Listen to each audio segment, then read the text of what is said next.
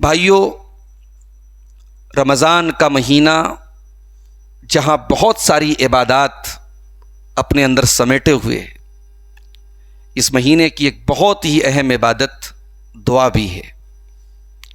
یہ مہینہ صرف تراویح کا، صرف روزے کا، صرف زکوٰۃ کا، صرف صدقات و خیرات کا مہینہ نہیں ہے، یہ مہینہ دعا کا بھی مہینہ ہے، اور دعا کا اس مہینے کے ساتھ بہت گہرا تعلق ہے۔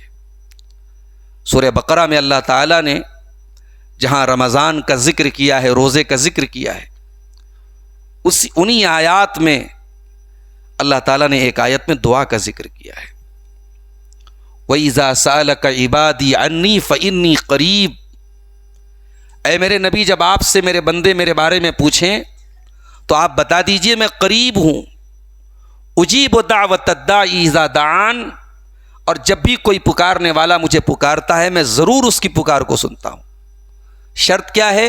فَلْيَسْتَجِيبُوا لِي وَلْيُؤْمِنُوا بِي لَعَلَّهُمْ يَرْشُدُونَ، شرط یہ ہے کہ میرے بندے میری بات مانیں، میرے حکم کو مانیں اور میرے اوپر ایمان رکھیں، میرے اوپر توکل رکھیں۔ اس ماہ مبارک میں ہم اور آپ بھی دعائیں کرتے ہیں، لیکن ایک بہت اہم سوال جو ہمارے سامنے آتا ہے کہ ہماری بہت ساری دعائیں قبول نہیں ہوتی۔ تو آج کی ہماری جو گفتگو ہے اس کا عنوان یہی ہے، موانع اجابت دعا، دعا کی قبولیت میں کون سی چیزیں رکاوٹ بنتی ہیں، وہ کون سے فیکٹرز ہیں، وہ کون سے کازز ہیں، وہ کون سے ریزنز ہیں جو ہماری دعا کی قبولیت میں رکاوٹ بنتے ہیں۔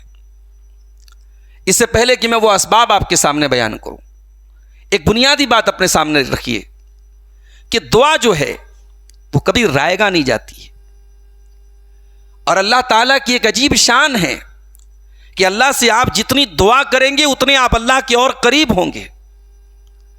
دنیا میں ہم انسانوں کا معاملہ یہ ہے کہ اگر ہم سے کوئی بار بار مانگے، بار بار ہم سے سوال کرے تو ہم ناراض ہو جاتے ہیں، لیکن اللہ تبارک و تعالیٰ کا معاملہ الٹا ہے۔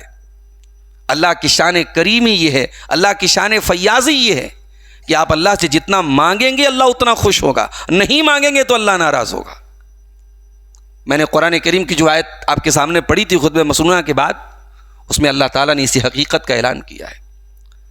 وَقَالَ رَبُّكُمُ ادْعُونِي أَسْتَجِبْ لَكُمْ إِنَّ الَّذِينَ يَسْتَكْبِرُونَ عَنْ عِبَادَتِي سَيَدْخُلُونَ جَهَنَّمَ دَاخِرِينَ، تمہارے رب نے یہ اعلان کر دیا مجھ سے دعا کرو میں تمہاری دعا کو ضرور سنوں گا۔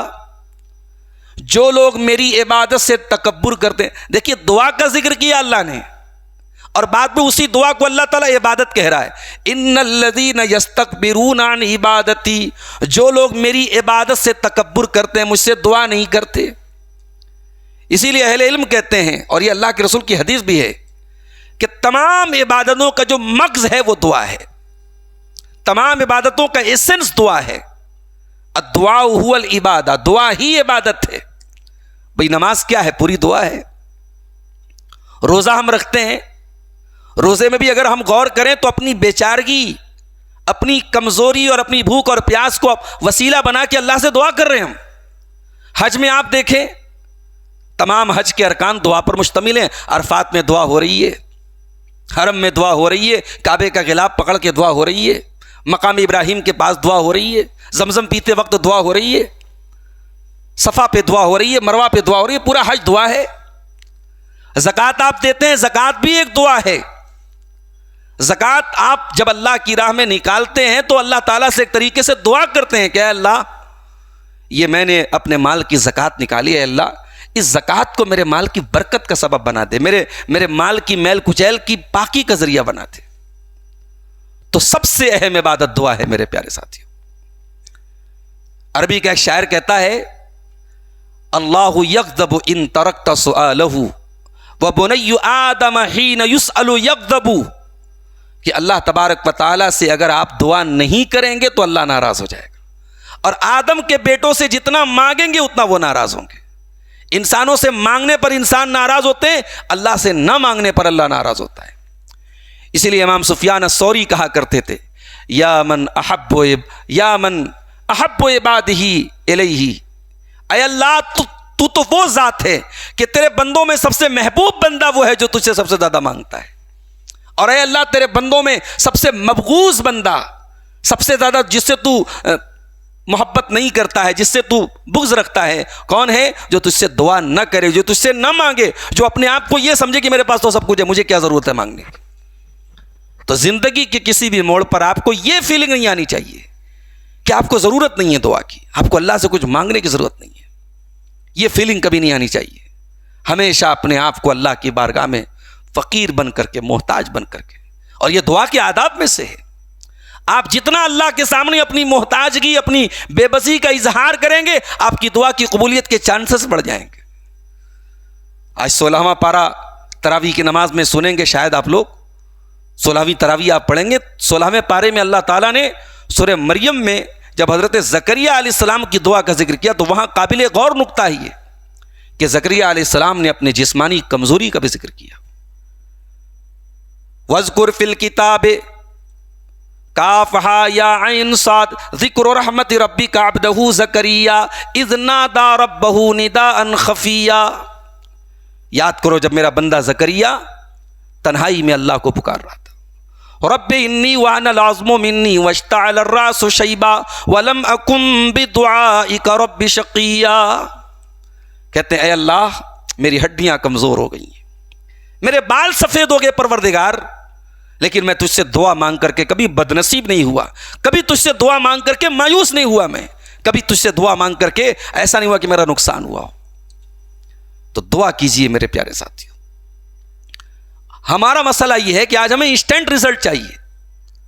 ہم لوگ دعا بھی کرتے تو ایسے انداز میں کرتے جیسے اللہ تعالیٰ کے اوپر حکم لگا رہے ہیں کہ اللہ ہماری دعا قبول کر لے جلدی سے۔ یہ نہیں ہونا چاہیے۔ آپ کا کام مانگنا ہے، اللہ تبارک و تعالیٰ زیادہ بہتر جانتا ہے کہ کون سی چیز کب آپ کو دینا ہے۔